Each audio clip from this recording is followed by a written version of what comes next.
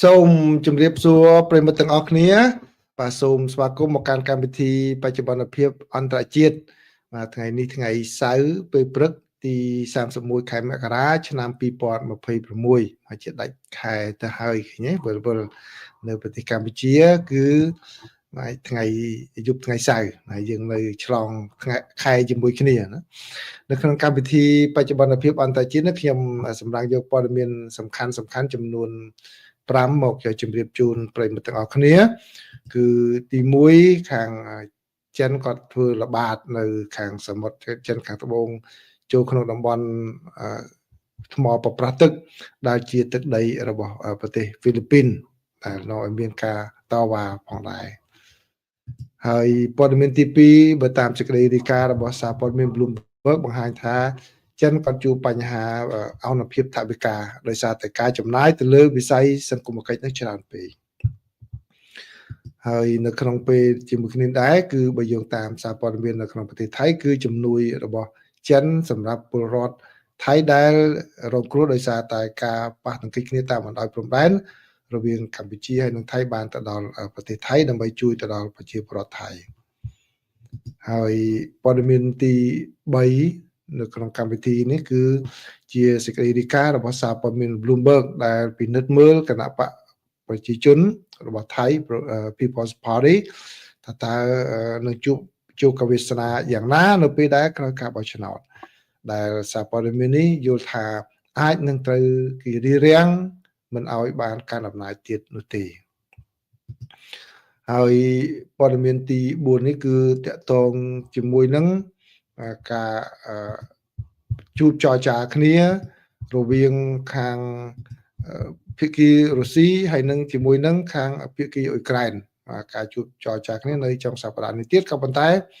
នៅខាងភាគីរុស្ស៊ីគឺកំពុងតែជួបនឹងបញ្ហាថវិកាផងដែរថាតើការចរចាគ្នាអាចនឹងជួបភាពតឹងតែងយ៉ាងណាក្នុងគណៈពេលដែលរុស្ស៊ីជួបបញ្ហានេះហើយការចាប់អារម្មណ៍របស់សហរដ្ឋអាមេរិកទៅលើបញ្ហាអ៊ុយក្រែននេះហាក់ដូចជាថយបន្តិចនៅពេលដែលមានរឿងនៅក្នុងប្រទេសអ៊ីរ៉ង់ហើយព័ត៌មានចុងក្រោយទើបតែចេញមុននេះបន្តិចគឺបើយោងតាមសារព័ត៌មាន New York Times និងសារព័ត៌មាននានាគឺថ្ងៃនេះអ៊ីស្រាអែលបានបើកការវាយប្រហារទៅលើតំបន់ហ្គាហ្សាដែលនៅតាមច្រកមួយគឺច្រកដែលរ៉ាហ្វាដែលនឹងត្រូវបើកទៅវិញទៅហើយក៏ប៉ុន្តែបែរជាមានរឿងរ៉ាវកើតឡើងដោយអ៊ីស្រាអែលបានសម្លាប់មនុស្សយ៉ាងហោចណាស់ចំនួន30នាក់ដែលជាចំនួនច្រើនជាងមិនធ្លាប់មានក្នុងរយៈពេលជាច្រើនសប្តាហ៍មកនេះបាទនេះគឺជាព័ត៌មានសំខាន់ដែលខ្ញុំចងក្រងសម្រាប់ប្រិយមិត្តទាំងអស់គ្នាព័ត៌មានទី1ដែលជាព័ត៌មានសំខាន់សូមជូនខ្លីៗនេះគឺបើយោងតាមសេចក្តីរាយការណ៍នានាបានឲ្យដឹងថាខាងបញ្ជាការកងទ័ពភាគខាងត្បូងរបស់ចិនបាននិយាយថាពួកគេបានធ្វើការដើរល្បាតបើកល្បាត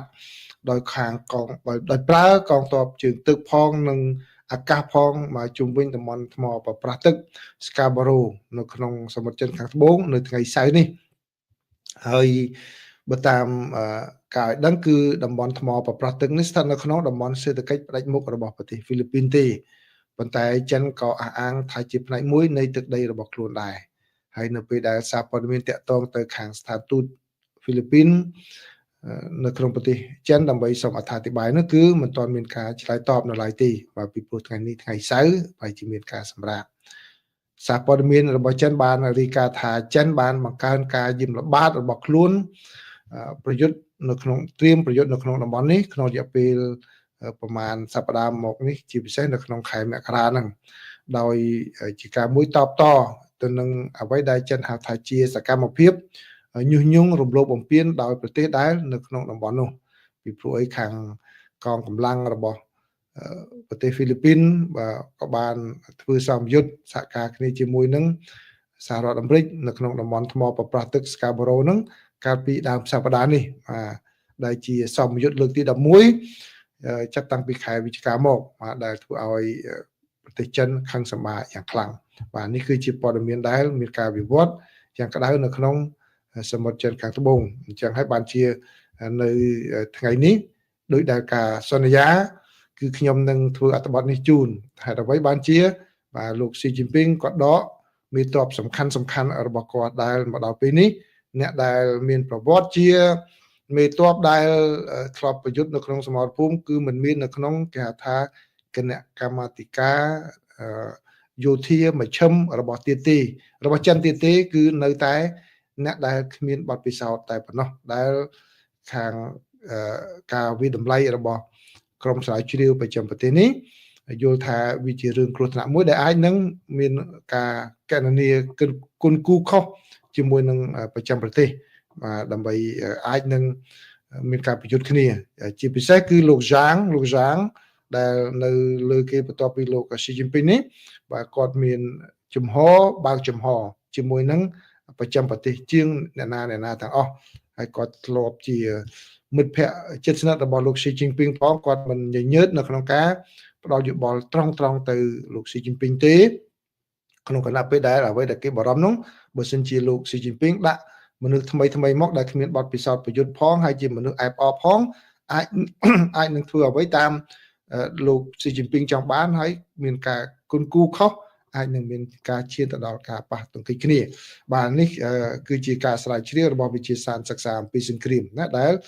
ខុសពីសេចក្តីរាយការណ៍មុនដែលគេសរសេររបៀបចង់បាន view តាមអ៊ីនធឺណិតថាជារឿងរដ្ឋប្រហារឬអីចេះដកគ្នាទៅធ្វើទៅវិញទៅមកនោះបាទអញ្ចឹងខ្ញុំនឹងធ្វើអត្ថបទនេះជូនសម្រាប់ថ្ងៃនេះសម្រាប់អ្នកនៅអាមេរិកហើយអ្នកនៅកម្ពុជាគឺភ្នាក់ពីសម្រាប់មកគឺអាចនឹងបានដឹងបន្ថែមជាសម្លេងដើម្បីឲ្យប្រិមិត្តបានយល់ស្វែងយល់បន្ថែមទៀតព័ត៌មានទី2នេះគឺជាសេចក្តីរាយការណ៍របស់សារព័ត៌មាន Bloomberg បាទ Bloomberg គាត់មានជំនាញខាងហិរញ្ញវត្ថុចឹងគាត់បានពិនិត្យមើលការចំណាយរបស់ខាងរដ្ឋាភិបាលចិនគឺបានគុណគូទៅឃើញថារដ្ឋាភិបាលចិនឥឡូវនេះកំពុងតែជួបនឹងអនុភាពថវិកាខ្ពស់មិនធ្លាប់មាននោះទេបាទគឺការគុណគូនេះផ្អែកទៅលើការចំណាយហើយនឹងការចំណូលសម្រាប់ឆ្នាំមុនឆ្នាំកន្លងទៅនេះគឺឆ្នាំ2025ខណៈដោយសារតែគឺចិននឹងបានចំណាយច្រើនពេកទៅលើវិស័យសុខុមាលភាពសង្គមបាទគឺការចំណាយទៅលើវិស័យសង្គមគិច្ចហ្នឹងគឺច្រើនខ្លាំងចាប់តាំងពីឆ្នាំ2017មកបាទដែលជាការបដូរអតិភិបសារពើពន្ធក្នុងអំឡុងពេលដែលខ្លួនកំពុងតែមានភាពតានតឹងខាងផ្នែកពាណិជ្ជកម្មជាមួយនឹងសហរដ្ឋអាមេរិកនឹងអស់រយៈពេលជាច្រើនខែមកហើយបើយោងតាមការកណនារបស់ Bloomberg ដែលផ្អែកលើទិន្នន័យដែលចេញផ្សាយដោយក្រសួងហិរញ្ញវត្ថុកាលពីថ្ងៃសុក្រគឺការចំណាយកើនឡើងជិត 4% បាទបើធៀបជាមួយនឹងឆ្នាំមុនដែលលើសចំណូលរបស់រដ្ឋាភិបាលដែលមាន 1.8 trillion dollar 1000 លានដុល្លារគេប្រាប់ពីអញ្ចឹងណាបាទការចំណាយរួមបញ្ចូលគ្នាដែលគ្របដណ្ដប់ទៅលើវិស័យនានាចាប់ពីវិស័យអប់រំនិងសន្តិសុខសង្គមរហូតដល់ថែទាំសុខភាពបានកើនឡើងរហូតដល់ 9.5% បាទគឺជាចំនួនមួយច្រើននេះគឺជាការវិវត្តនៅក្នុងប្រទេសចិនក៏ប៉ុន្តែទន្ទឹមគ្នានឹងដែរចិនក៏មិនភ្លេចធ្វើការងារមនុស្សធម៌របស់ខ្លួនដែរបើយោងតាមការផ្សាយរបស់កាសែត The Nation គឺកាសែត The Nation បានចេញផ្សាយនៅថ្ងៃសៅរ៍នេះបានដឹងថាជំនួយមនុស្សធម៌ដំបូងរបស់ប្រទេសចិនដែលមានតម្លៃ20 លានយ៉ននោះឥឡូវនេះទៅបានដឹកទៅកាន់ប្រទេសថៃហើយដើម្បីជួយដល់អ្នកដែលរងផលប៉ះពាល់ដោយចំនួនព្រំដែនរវាងកម្ពុជាជាមួយនឹងថៃគឺជំនួយនេះបានទៅដល់កាលពីថ្ងៃម្សិលមិញណាថ្ងៃទី30ខែមករាគឺអ្នកដែលទៅទទួលនោះគឺឯកអគ្គរដ្ឋទូតរបស់ចិនប្រចាំនៅប្រទេសថៃគឺលោកយ៉ាងជៀនវៃបានចូលរួមនៅក្នុងពិធីទទួលនិងប្រគល់ជំនួយមនុស្សធម៌ពីរដ្ឋាភិបាលចិននឹងទៅដល់ប្រទេសថៃនៅឯអាកាសយានដ្ឋានសុវណ្ណភូមិក្នុងទីក្រុងបាងកកបាទជំនួយនោះទៅបានប្រគល់ជូនរដ្ឋមន្ត្រីក្រសួងការពារជាតិថៃគឺលោកនាយឧត្តមសេនីយ៍ណត្តផនណាក់ផានិតបាទដែលមកទទួលក្នុងនាមជាតំណាងរបស់នាយករដ្ឋមន្ត្រីថៃគឺលោកអនុทิនឆាន់វីរគុលបាទនេះគឺជារឿងដែលតាក់ទងជាមួយនឹងចិនការចំណាយកំពុងតែមានអនុភាពក៏ប៉ុន្តែក៏នៅតែប្រឹងប្រែងចំណាយដើម្បីការងារមនុស្សធម៌ដល់ប្រទេសខាងក្រៅផងដែរ ព័ត៌មានទី3នេះគឺជាសេចក្តីរាយការណ៍របស់សារព័ត៌មាន Bloomberg បាទ Bloomberg មួយរយៈនេះគាត់ផ្ដោតទៅលើបញ្ហានៅអាស៊ីនឹងច្រើនបាទគឺការរាយការណ៍របស់ Bloomberg នោះពិនិត្យមើលទៅលើគណៈបកប្រជាជនដែលជាគណៈបកកំណែតម្រង់មួយនៅក្នុងប្រទេសថៃហើយកំពុងតែមានប្រជាប្រិយភាពយ៉ាងខ្លាំងអ្វីដែល Bloomberg គាត់ពិនិត្យមើលគាត់ថាគឺគណៈបកហ្នឹងប្រហែលជានឹងត្រូវគេរារាំងមិនឲ្យជួបកាន់អំណាចបានទៀតហើយតើដោយឈរលើកត្តាអ្វីខ្លះហើយតើពួកគេត្រូវធ្វើយ៉ាងណាដើម្បីជំនះឧបសគ្គទាំងនេះដើម្បីអាចកាន់អំណាចបានបាទនេះគឺជាខ្ញុំសូមបកប្រែក្រៅផ្លូវការទូទស្សន៍ពីសេចក្តីរាយការណ៍របស់ Bloomberg គណៈបកប្រជាជនដែលបានងើបឡើងពីគំនរផេះផង់នៃក្រមបកនយោបាយដែលបានឈ្នះឆ្នោតកាលពីឆ្នាំ2023របស់ប្រទេសថៃនោះហើយប៉ុន្តែត្រូវបានរារាំងមិនឲ្យកាន់អំណាចអាចនឹងត្រូវការឈ្នះឆ្នោតយ៉ាងភ្លុកទឹកភ្លុកដីដើម្បីជៀសវាងមិនឲ្យជួបប្រជុកវាសនាស្រដៀងគ្នាដោយក្នុងពេលមុនបន្ទាប់ពីការបោះឆ្នោតជាតិនៅថ្ងៃទី8ខែកុម្ភៈនេះគណៈបកនេះដែលនាំមុខគូប្រជែងនៅក្នុងការស្ទង់មតិដ៏គួរឲ្យទុកចិត្តបានទាំងអស់គឺជាតំណាងថ្មីបំផុតនៃគណៈបកដែលគ្រប់គ្រងលទ្ធិប្រជាធិបតេយ្យជាបន្តបន្ទាប់ដែលធ្លាប់ទៅបានគេរំលាយចោលដោយសារតែការប្រឆាំងយ៉ាងខ្លាំងក្លារបស់ក្រុមអភិរក្សនិយមចំពោះគោលនយោបាយកែតម្រង់របស់ពួកគេគណៈបកមុនរបស់គណៈបកនេះគឺគណៈបក Move Forward ត្រូវបានរំលាយដោយតុលាការក្នុងឆ្នាំ2024ដោយសារតែយុទ្ធនាការរបស់ខ្លួននៅក្នុងការចង់ធ្វើវិសោធនកម្មច្បាប់ប្រមាថអង្គព្រះជាស្ដាព្រះមហាក្សត្រដែលច្បាប់នោះដាក់ទណ្ឌកម្មចំពោះការរិះគន់របបប្រជានិយមដោយឲ្យជាប់ពន្ធនាគាររហូតដល់15ឆ្នាំអតីតមេដឹកនាំគណៈបក Move Forward គឺលោក Peter Lim Charoenrat បានប្រាប់ក្រុមអ្នកចូលមកស្ដាប់ការឃោសនានៅទីក្រុងបាងកកកាលពីថ្ងៃទី25ខែមករាថាយើងមិនត្រូវឲ្យរឿងនេះកើតឡើងជាថ្មីម្ដងទៀតទេហើយមធ្យោបាយតែមួយគត់ដើម្បីធ្វើដូច្នេះបានគឺត្រូវឈ្នះដោយសម្លេងច្រើនឈ្នះឲ្យបានធំតែម្ដងនិងបន្តឈ្នះជារៀងរហូតលោក Peter ត្រូវបានហាមឃាត់មិនឲ្យឈរឈ្មោះរយៈពេល10ឆ្នាំហើយឥឡូវនេះកំពុងធ្វើយុទ្ធនាការឲ្យមេដឹកនាំគណៈបកប្រជាជនគឺលោកណាតផងរឿងបញ្ញវុធលោកបាននិយាយថាយើងគួរតែឈ្នះឲ្យបានដាច់ខាតតែម្ដងដើម្បីកុំឲ្យគណៈបកដែលជាប់លំដាប់លេខ2ហ៊ានបង្កើតរដ្ឋាភិបាលប្រឆាំងនឹងយើងគណៈបកនេះតស៊ូមតិឲ្យមានការកែតម្រង់យ៉ាងទូលំទូលាយខាងផ្នែកសេដ្ឋកិច្ចនិងរដ្ឋបាលព្រមទាំងពង្រីកការការពារសង្គមគិច្ចក្នុងចំណោមគណៈបកសំខាន់ទាំង4របស់ប្រទេសថៃគណៈបកនេះហាក់ដូចជាគណៈបកដែលប្រើប្រាស់គោលនយោបាយដែលនឹងទៅចំណាយថវិកាច្រើនជាងគេដោយប៉ាន់ប្រមាណថាមានការចំណាយប្រចាំឆ្នាំប្រហែលជា$24,000 លានសម្រាប់របៀបវិរៈរបស់ខ្លួនរួមទាំងប្រាក់ឧបត្ថម្ភសម្រាប់មនុស្សចាស់និងគម្រោងសាធារណៈទ្រង់ទ្រាយធំអ្នកបោះឆ្នោតដែលមានកំណត់កែតម្រង់បានឈ្នះការបោះឆ្នោតដ៏គួរឲ្យភ្ញាក់ផ្អើលមួយនៅក្នុងការបោះឆ្នោតឆ្នាំ2023ប៉ុន្តែសមាជិកសភាអភិរក្សនិយមនិងសមាជិកព្រឹទ្ធសភាដែលតែងតាំងដោយយោធាបានរារាំងលោកភីថាមិនឲ្យបានកាន់តំណែងជានាយករដ្ឋមន្ត្រីគណៈបកនេះដែលមានយោធាមន្ត្រីជាន់ខ្ពស់ចៅក្រមនិងអិសរាជជនធុរកិច្ចបានប្រើប្រាស់បញ្ហាប្រឈមផ្នែកច្បាប់ដើម្បីដកនាយករដ្ឋមន្ត្រីពីររូបជាបន្តបន្ទាប់ចេញពីគណៈបកប្រជានិយមដែលគ្រប់គ្រងដោយគូប្រជែងនយោបាយម្នាក់ទៀតគឺអតីតនាយករដ្ឋមន្ត្រី Thaksin Shinawatra នៅឆ្នាំ2026ហានិភ័យគឺខ្ពស់សម្រាប់គណៈបកប្រជាជន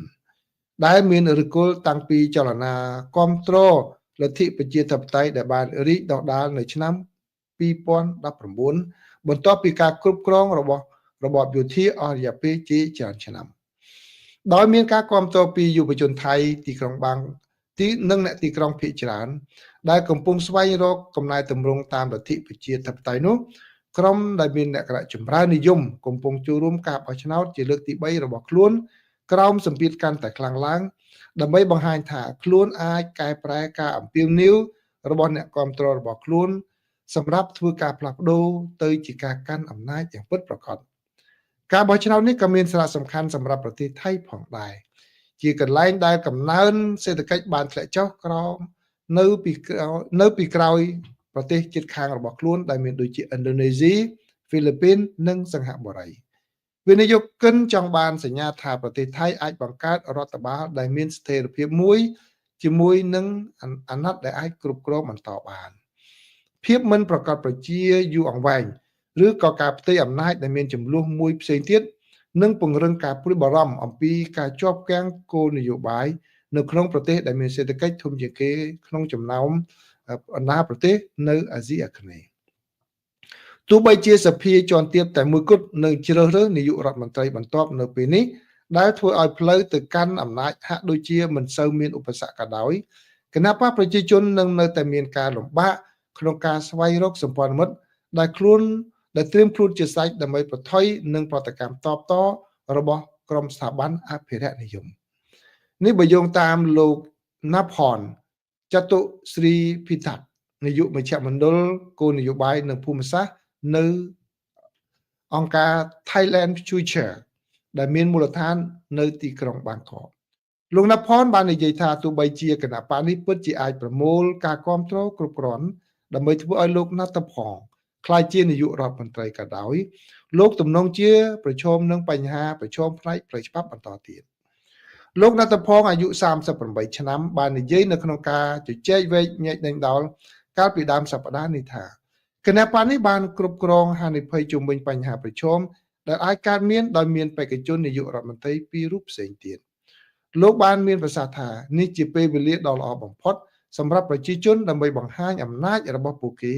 និងបង្កើតរដ្ឋាភិបាលដែលអាចនាំមកនូវការផ្លាស់ប្ដូរពិតប្រាកដភាពរំជើបរំជួលជាតិនិយមបានកើនឡើងដោយសារតែចំនួនព្រំដែនរបស់ប្រទេសថៃជាមួយនឹងប្រទេសកម្ពុជាដែលបានជំរុញការគ្រប់គ្រងដល់ក្រមយោធាការនេះនាំឲ្យមានការរិះគន់ចំពោះអ្នកប្រកាន់នយោបាយចម្រើននិយមជឿនលឿនដែលការអំពាវនាវកាលពីលើកមុនរបស់ពួកគេគឺឲ្យមានកំណែទម្រង់យោធាខណៈដែលជំរុញការតាក់ទាញឲ្យទៅដល់ក្រមគណៈបកដែលប្រកាន់នយោបាយអភិរក្សនិយមដែលនិយមយោធាដូចជាគណៈបកភូមិចៃថៃរបស់នាយករដ្ឋមន្ត្រីអនុทินច័ន្ទវីរកុលជាដើមបន្ទាប់ពីតុលាការបានបណ្ដេញអ្នកកាន់អំណាចមុនរបស់លោកអនុทิនបានឡើងកាន់អំណាចក្នុងខែកញ្ញាដោយមានជំនួយពីគណៈបកប្រជាជនលើការសន្យាថានឹងជំរុញកិច្ចខិតខំប្រឹងប្រែងដើម្បីធ្វើវិសោធនកម្មធម្មនុញ្ញដែលគ្រប់គ្រងដោយយោធាកិច្ចព្រមព្រៀងនោះបានធ្វើឲ្យអ្នកគ្រប់គ្រងគណៈបកប្រជាជនមួយចំនួនមានការខឹងសម្បាដែលភាគច្រើនយល់ឃើញថាលោកអនុทิនក៏ជាផ្នែកមួយនៃស្ថាប័នអភិរក្សនិយមនោះផងដែរបាទនេះគឺជាសេចក្តីដកស្រង់របស់សារព័ត៌មាន Bloomberg ណាសារព័ត៌មាន Bloomberg អំពីនយោបាយនៅក្នុងប្រទេសថៃនិងបញ្ហាប្រឈមដែលគណៈបកប្រឆាំងគឺគណៈបកប្រជាជនដែលអាចនឹងជួបប្រទះនៅក្រោយការបោះឆ្នោតនៅថ្ងៃទី8ខែកុម្ភៈនេះបាទអញ្ចឹងយើងនឹងតាមដានហើយខ្ញុំនឹងបន្តចែករំលែកការវិវត្តនៅក្នុងប្រទេសថៃផងដែរហើយនៅក្នុងថ្ងៃនេះយោងតាមសារព័ត៌មានថៃដែលផ្សាយនានាបានដឹងថាគឺលោកអនុทิនកំពុងតែយករឿងទំនាក់ទំនងរបស់ត្រកូលថាក់ស៊ីនជាមួយនឹងមេដឹកនាំកម្ពុជានោះគឺមកពីប្រហារច្រើនបាទហើយនឹងប្រើប្រាស់រឿងយោធាដើម្បីធ្វើការឃោសនាយ៉ាងចាស់ដៃតែម្ដងព័ត៌មានទី4សម្រាប់ប្រិមិត្តដែលចង់ដឹងពីបញ្ហាអ៊ុយក្រែនបាទខានផ្សាយពីរឿងអ៊ុយក្រែនយូរហើយចឹងឥឡូវយកសារព័ត៌មាន Bloomberg មួយទៀតហើយដែលផ្សាយអំពីរឿងរុស្ស៊ីជាមួយនឹងអ៊ុយក្រែនបាទសារព័ត៌មាន Bloomberg នៅសហរដ្ឋអាមេរិកនេះចង់មើលតតែជាវណាបានមើលបានអញ្ចឹងយើងប្រើបានច្រើនតិចបើបំណាច់នឹងបងលុយទៅហើយប្រធានាធិបតីរុស្ស៊ីលោក Vladimir Putin ប្រឈមមុខនឹងពេលវេលាដ៏ខ្លីមួយបាទមិនសូវមានពេលច្រើនទេក្នុងការប្រឹងប្រែងធ្វើយ៉ាងណាឲ្យសម្រេចបាននូវកិច្ចព្រមព្រៀងសន្តិភាពជាមួយនឹងប្រទេសអ៊ុយក្រែនខណៈដែលរុស្ស៊ីកំពុងតែជួបបញ្ហាប្រឈមដោយសារតែគម្លាតគ្នាកាន់តែខ្លាំងរវាងថវិកាដែលចំណាយសម្រាប់មូលនិធិសង្គ្រាមរបស់ខ្លួននិងចំណូលយោងតាមប្រភពដែលដឹងអំពីបញ្ហានេះដោយមានឲ្យដឹងនោះគឺក្រុមបេសកជនរបស់វិមានក្រំឡាំងលោក Kirill Dmitriev គ្រងនឹងធ្វើការចរចាជាមួយនឹងមន្ត្រីសហរដ្ឋអាមេរិកនៅក្នុងទីក្រុង Miami នៅថ្ងៃសៅរ៍នេះហើយមន្ត្រីរុស្ស៊ីមានការព្រួយបារម្ភថាការចំណាយថវិកានៅឆ្នាំនេះនឹងលើសពីកម្រិតដែលបានគ្រោងទុកជាថ្មីម្ដងទៀតប្រសិនបើពួកគេត្រូវចំណាយទៅលើសង្គ្រាមដោយមិនអាចសម្រេចបាននៅបទជបាញ់គ្នាមួយនោះទេពួកគេក៏កំពុងប្រញាប់ប្រញាល់ស្វែងរកប្រភពចំណូលថ្មីដែលមានរហូតដល់ចំនួន$16,000 លានដើម្បីធ្វើឲ្យថវិកាមានតុល្យភាពពួកគេបាននិយាយថាគឺថវិកានោះគឺស្មើនឹង0.5% នៃផលិតផលក្នុងស្រុកបន្ថែមដើម្បីដោះស្រាយបញ្ហាអនុភាពថវិកាដែលបានគ្រោងទុកសម្រាប់ឆ្នាំនេះគឺចំនួន 1.6% នៃផលិតផលក្នុងស្រុកក្នុងចំណោមប្រាក់ចំណូលដែលបានធ្លាក់ចុះយ៉ាងខ្លាំងពីការលក់ថាមពលដោយសារតែមានការដាក់ទណ្ឌកម្មដែលធ្វើឲ្យមានការប៉ះពាល់ទៅដល់រូបិយប័ណ្ណរបស់រុស្ស៊ីភាពតានតឹងជុំវិញការវាយប្រហារដែលអាចកើតមានរបស់សហរដ្ឋអាមេរិកនៅក្នុងការវិវត្តមួយទៀតគឺបានឲ្យដឹងថាភាពតានតឹងជុំវិញការក្រុងវាយប្រហារដែលអាចនឹងកើតមានឡើងរបស់សហរដ្ឋអាមេរិកលើប្រទេសអ៊ីរ៉ង់ក៏កំពុងតែបង្កើតនៅភាពមិនប្រកបប្រជាថ្មីមួយទៀតសម្រាប់ផែនការសន្តិភាពទៅដល់មន្ត្រីរបស់អ៊ុយក្រែននិងរុស្ស៊ីដែលគ្រោងនឹងជួបគ្នានៅក្នុងទីក្រុងអាប៊ូដាប៊ីនៅចុងសប្តាហ៍នេះដើម្បីការចរចាសន្តិភាពមួយជុំទៀតការបដិឆេទនិងទីតាំងអាចនឹងផ្លាស់ប្ដូរនេះបើយោងតាមលោក Zelensky ប្រធានាធិបតីនៃប្រទេសអ៊ុយក្រែនបានសរសេរលោកបានមានប្រសាសន៍ថាតាមទស្សនៈរបស់ខាងអ៊ុយក្រែនគឺមានស្ថានភាពអ្វីមួយកំពុងតែកើតមានឡើងរវាងសហរដ្ឋអាមេរិកហើយនិងអ៊ីរ៉ង់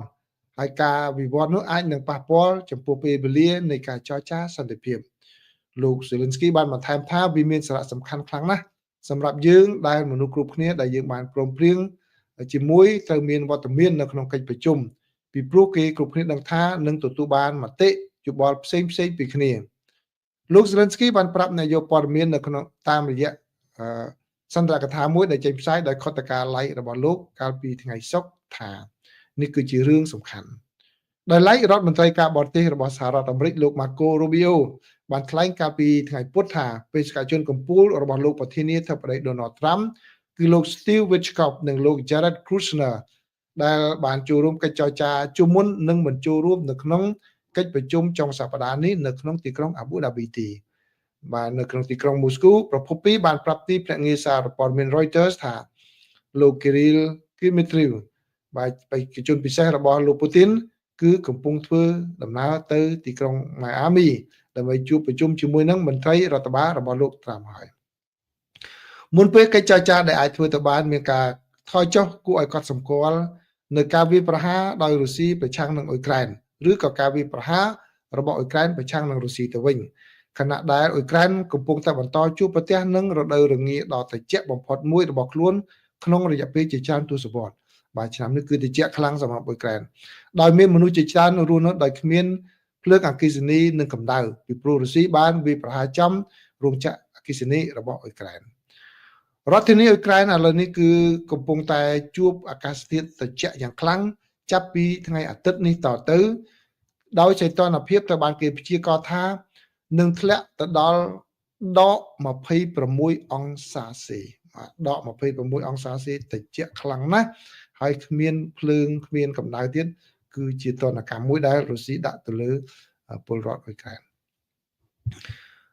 បាទព័ត៌មានចុងក្រោយនេះគឺតាក់ទងជាមួយនឹងការវិវត្តនៅក្នុងប្រទេសអ៊ីស្រាអែលរវាងអ៊ីស្រាអែលជាមួយនឹងក្រុមហាម៉ាស់នៅតំបន់ហ្គាហ្សាម្ដងបើយោងតាមការផ្សាយរបស់ខាង New York Times គឺឲ្យដឹងថាយោធាអ៊ីស្រាអែលបានបើកការវាយប្រហារតាមអាកាសជាបន្តបន្ទាប់ទៅលើតំបន់ Gaza Strip នៅថ្ងៃសៅរ៍នេះដែលជាការវាយប្រហារមួយដែលមន្ត្រីសុខាភិបាលក្នុងតំបន់បាននិយាយថាគឺជាការសម្លាប់មនុស្សច្រើនបំផុតក្នុងរយៈពេលប្រមាណសប្តាហ៍មកនេះហើយវាកើតឡើងនៅពេលដែលបទជុំបាញ់គ្នារវាងអ៊ីស្រាអែលនិងក្រុមហាម៉ាស់ទៅបានគេកំណត់ថានឹងឈានចូលដំណាក់កាលបន្ទាប់មន្ត្រីសុខាភិបាលនៅក្រសួងសុខាភិបាលនៅក្នុងតំបន់កាហ្សាបាននិយាយថាយ៉ាងហោចណាស់មនុស្ស26នាក់ទៅបានសម្លាប់នៅក្នុងការវាយប្រហារទាំងអស់នោះបាទនៅក្នុងពេលព័ត៌មានចុងក្រោយនោះគឺបានឲ្យដឹងថាយ៉ាងហោចណាស់គឺឥឡូវនេះ ស្លាប់ទៅដល់30នាក់យោធាអ៊ីស្រាអែលបាននិយាយនៅក្នុងសេចក្តីថ្លែងការណ៍មួយថាការវាយប្រហារតាមអាកាសទាំងនោះកំពុងកំណត់គោលដៅទៅលើមេបញ្ជាការដែលមកពីក្រុមហាម៉ាស់និងក្រុមជីហាតអ៊ីស្លាមប៉ាឡេស្ទីនដែលជាក្រុមប្រយុទ្ធមួយទៀតយោធាអ៊ីស្រាអែលបាននិយាយថាការវាយប្រហារទាំងនេះគឺជាការឆ្លើយតបទៅនឹងឧបទ្ទវហេតុមួយកាលពីថ្ងៃសុក្រដែលពួកក្រុមសកម្មប្រយុទ្ធបានចេញពីផ្លូវរួមក្រំដីនៅតំបន់រ៉ាហ្វាក្នុងតំបន់ដែលគ្រប់គ្រងដោយអ៊ីស្រាអែលនៅភាគខាងត្បូងនៃតំបន់កាហ្សាយោធាអ៊ីស្រាអែលបានពិពណ៌នាអំពីឧបទ្ទវហេតុនោះថាជាការរំលោភលើកិច្ចព្រមព្រៀងច្បាញ់ដែលពួកសកម្មជនប្រយុទ្ធនៅតែចេញមកធ្វើសកម្មភាពនៅតំបន់របស់អ៊ីស្រាអែលបាទនេះគឺជាព័ត៌មានសំខាន់ដែលខ្ញុំចងក្រងសម្រាប់ប្រិយមិត្តទាំងអស់គ្នានៅក្នុងយប់ថ្ងៃសៅរ៍នេះអញ្ចឹងនៅព្រឹកថ្ងៃអាទិត្យភ្ញាក់ឡើងនឹងឃើញអត្ថបទមួយដែលស្រាវជ្រាវវិភាគអំពីហេតុអ្វីបានជាលោកស៊ីជីនពីងដកមេតបសំខាន់ចំនួន2រូបហើយតើវានឹងមានរឿងអ្វីកើតឡើងសម្រាប់គោលនយោបាយយោធារបស់ចិនក៏ដូចជាទំនាក់ទំនងជាមួយនឹងប្រចាំប្រទេសនិងក៏តៃវ៉ាន់ផងដែរបាទសូមអរគុណសូមជម្រាបលាសម្រាប់អ្នកនៅកម្ពុជារាត្រីសួស្តី